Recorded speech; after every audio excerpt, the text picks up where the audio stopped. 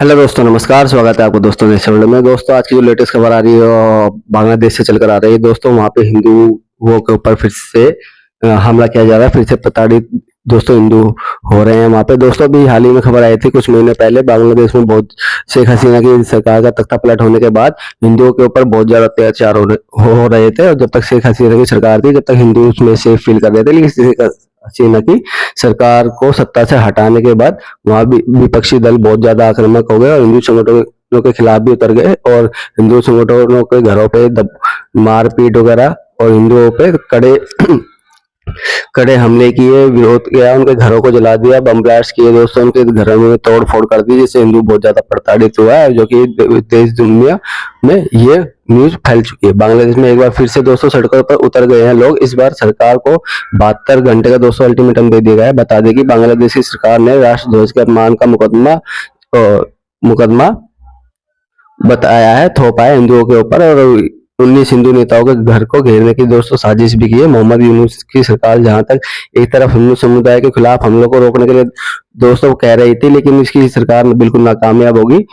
इनको जो अवार्ड पुरस्कार दोस्तों मिला हुआ था, तो कहा गया था कि चलो बांग्लादेश की सरकार पर गद्दी पर कोई ऐसा नेता बैठा है जो हिंदुओं के पक्ष में होगा और जो शांति में विश्वास रखता है। लेकिन दोस्तों, जैसे ये मोहम्मद यूनुस जैसी बांग्लादेश की गद्दी पर बैठे, लेकिन ये सरकार बिल्कुल नाकामयाब हो गई, अपने कोई भी काम को नहीं कर पाई। नरेंद्र मोदी जी ने भी इसको मोहम्मद यूनुस को कड़ी चेतावनी दी थी कि वो बांग्लादेशी हिंदुओं की रक्षा करे और अपना काम को सही तरीके से करे और हिंदुओं की सुरक्षा को मुहैया कराए।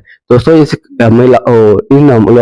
हिंदुओं के ऊपर जो हमले हो रहे हैं, मोहम्मद यूनुस की टीम और उसकी सरकार पूरी तरीके से नाकामयाब हो चुकी है और दूसरी तरफ हिंदू नेताओं पर ही मुकदमा कायम करना शुरू कर दिया। दोस्तों, बेफिजूल में कट्टरपंथी फिर से चरमपंथी पर आ चुके हैं, अपने आक्रामक पर आ गया। हिंदू नेताओं के ऊपर भी गलत इल्जाम थोपा जा रहा है और नेताओं पर भी गलत इल्जाम लगाया जा रहा है और उनके खिलाफ कार्रवाई की जा रही है, जो कि इससे हिंदू लोग बहुत ज्यादा परेशान है और सरकार की तरफ से हो रही इस जाति और कार्रवाई की वजह से और जो विरोध वगैरह हो रहा है, तो हिंदुओं ने भी बांग्लादेश में अपनी आवाज उठाने के लिए दोस्तों अपनी जड़ें मजबूत कर दी है और 30,000 तक हिंदू लोग सड़कों पर आ चुके हैं, जो कि पूरे बांग्लादेश में ये अल्टीमेटम दे दिया गया है कि वो 72 घंटे के अंदर ये कार्रवाई की जाए और जो भी इसके दोषी है उनको पकड़ा जाए और जो हिंदू नेताओं पर जो इल्जाम लगाया गया, झूठा इल्जाम लगाया गया, उससे उनको बाइज्जत बरी किया जाए।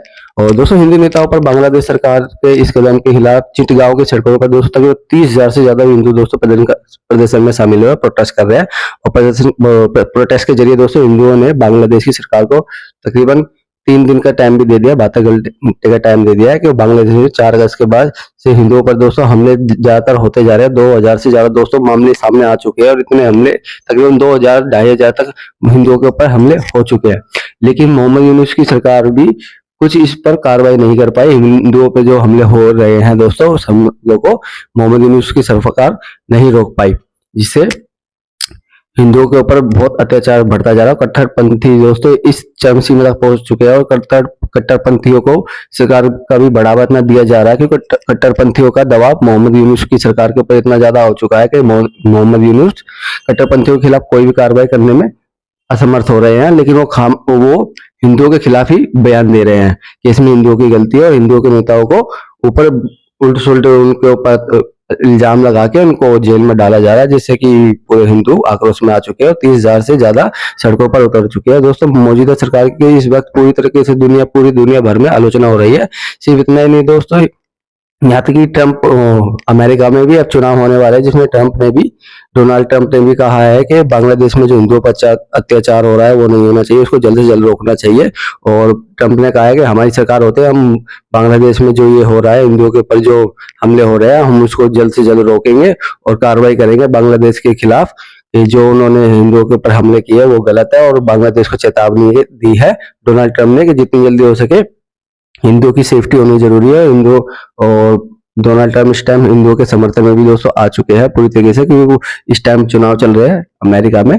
डोनाल्ड ट्रंप इस टाइम जीतना चाहते हैं और वहां पे भारी संख्या में हिंदू रहते हैं, जिस वजह से हिंदुओं का समर्थन उनको शायद उनके साथ जाता हुआ दिख रहा है। बांग्लादेश में दोस्तों एकजुट होकर मोहम्मद यूनूस सरकार पर जो थोपे जा रहे फर्जी मुकदमों का भी दोस्तों हिंदू चिटगांव में इसका विरोध कर रहे हैं और चौराहे पर दोस्तों हजारों लाखों की तादाद में हिंदू इकट्ठे हो चुके हैं और अपनी आवाज को बुलंद कर रहे हैं और अंतिम सरकार से मांग कर रहे हैं कि हिंदुओं पर जो अत्याचार हो रहे हैं उन पर रोक लगाई जाए, क्योंकि 5 अगस्त के बाद ही हिंदू मंदिर और उनके कार्यक्रमों को मुस्लिम कट्टरपंथी निशाना दोस्तों बना रहे थे और मोहम्मद यूनूस की सरकार इन हमलों को रोक पाने में दोस्तों बुरी तरीके से फेल हो चुकी है, नाकामयाब हो गया। हिंदुओं को वो सुरक्षा देने में भी बिल्कुल विफल हो चुकी है और जो धर्मगुरुओं पर भी मुकदमे शुरू कर दिए गए हैं। अब इस वजह से हिंदू पूरा आक्रोश में आ चुका है और वो पिछले 3 दिन से प्रोटेस्ट करते जा रहे हैं। बांग्लादेश में यूनूस की सरकार अब तक 19 हिंदू नेताओं पर दोस्तों मुकदमा कर चुके हैं, 2 को गिरफ्तार भी कर लिया। नेताओं के खिलाफ मुकदमा दर्ज तो दोस्तों कर लिया, लेकिन धार्मिक नेता चिंतना कृष्ण दास ब्रह्मचारी भी इसके दोस्तों इसके अंदर शामिल है, जो कि हिंदू नेता, बहुत बड़े हिंदू नेता है। बांग्लादेश में अल्पसंख्यकों पर दोस्तों बहुत बुरी तरीके से अत्याचार होता जा रहा है, जिससे पूरे देश भर में ये न्यूज फैल चुकी है और भारत भी इससे बहुत गुस्से में है।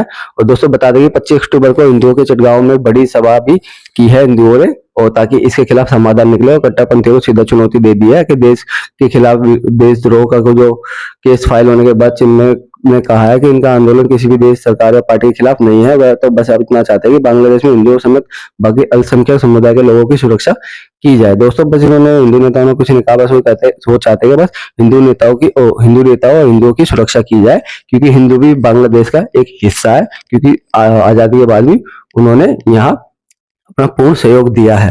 दोस्तों 72 घंटे का टाइम दे दिया और जिस वजह से मोहम्मद यूनूस पर बुरी तरीके से प्रेशर आ चुका है। दोस्तों अगर हिंदुओं को अगर सुरक्षा मुहैया नहीं कराई तो ये इंटरनेशनल में जाएगी और मोदी फिर कोई ना कोई एक्शन लेंगे। तो दोस्तों जिस हिसाब से विरोध प्रदर्शन हो रहा है, जिस हिसाब से हिंदुओं पर अत्याचार हो रहे हैं दोस्तों, ये बहुत दुखमय है और अभी से ऐसा होता जा रहा है। और शेख हसीना का निकलते ही दोस्तों इतना ही नहीं, उनके जो पिता की जो तस्वीर है जिन्होंने आजाद कराया था देश को, उनकी तस्वीर को भी हटा दिया गया है, फाड़ दिया गया है, उनके घर को भी तोड़-फोड़ कर दिया गया है। अब जिस हिसाब से दोस्तों हिंदू प्रताड़ित हो रहा है अभी से ही दोस्तों, पहले की देखा जाए तो 22% से घटकर दोस्तों हिंदू 8% की आबादी तक पहुंच चुका है। अब हिंदू एकजुट हो चुका है। अब हिंदुओं ने बांग्लादेश में सभा बुलाई है और उन्होंने कहा है कि साथ रहेंगे, एक रहेंगे, नेक रहेंगे। अब वो इकट्ठे हो चुके हैं दोस्तों और वो कड़ा विरोध कर रहे हैं। अब उनका विरोध पिछले 3 दिन से जारी है। तो देखते हैं दोस्तों आगे की रिपोर्ट में क्या आता है। आज के लिए इतना ही। देखते रहिए न्यूज़ वर्ल्ड। चैनल पर नए हैं तो चैनल को सब्सक्राइब कीजिए। धन्यवाद दोस्तों, मिलते हैं नेक्स्ट वीडियो में।